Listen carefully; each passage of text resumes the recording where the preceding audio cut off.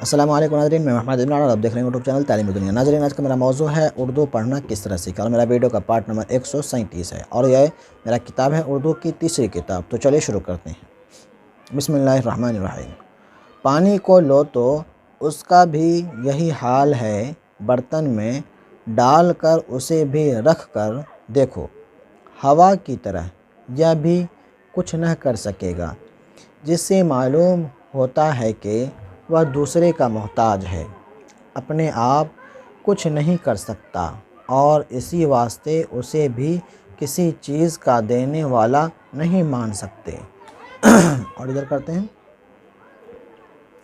ہوا اور پانی کے سوا اور لاکھوں چیزیں ہیں، آؤ ان میں سے بھی دو چار کی طاقت کا اندازہ کریں۔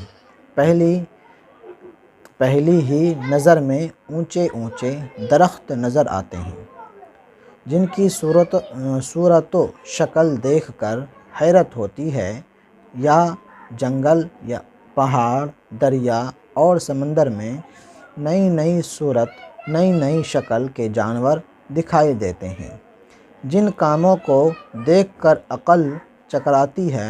مگر کیا ان میں سے کسی درخت مثلاً بڑھ اور پیپل نے ہمیں یہ آرام کی چیزیں عطا کی ہیں؟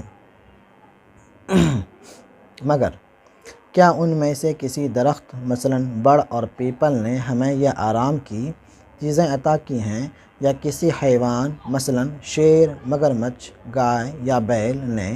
اس کا جواب دینے سے پہلے ہم دیکھتے ہیں کہ خود ان کا کیا حال ہے۔ وہ تو ہوا، پانی، روشنی وغیرہ کے ایسے محتاج ہیں کہ ان کے بغیر دم بھر بھی نہیں رہ سکتے، پھر کیوں کر مان لیں کہ ان میں سے کسی نے یہ چیزیں بنا کر دی ہیں۔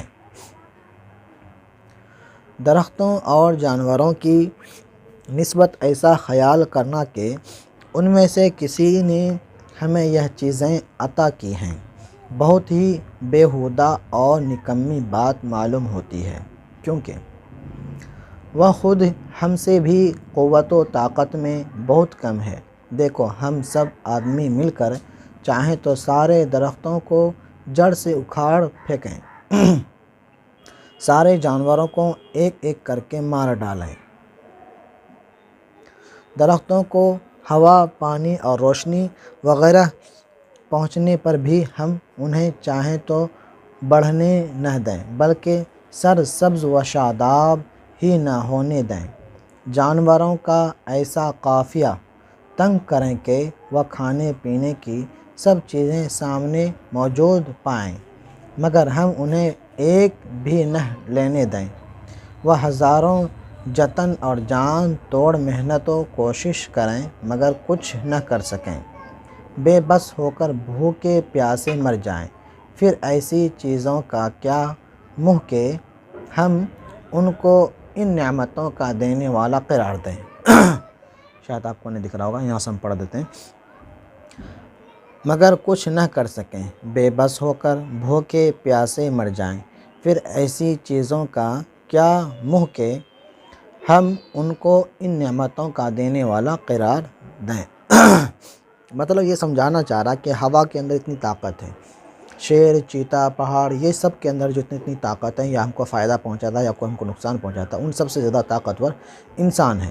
چاہے تو ہوا کو بھی مطلب یہ جیسے کہ ہوا سے کسی پیڑ کو فائدہ پہنچتا ہے تو پیڑ کو ہوا سے ہم روک سکتے ہیں، فائدہ پہنچانے سے۔ پیڑ کو ہم بڑھنے سے ہم بچا سکتے ہیں، روک سکتے ہیں۔ پیڑ کو ہم چاہیں تو کاٹ سکتے ہیں، جانوروں کو مار سکتے ہیں۔ ان سب سے زیادہ طاقت ہم کو، لیکن ہم کو طاقت اور ہوا کو طاقت یہ سب کو کس نے دیا؟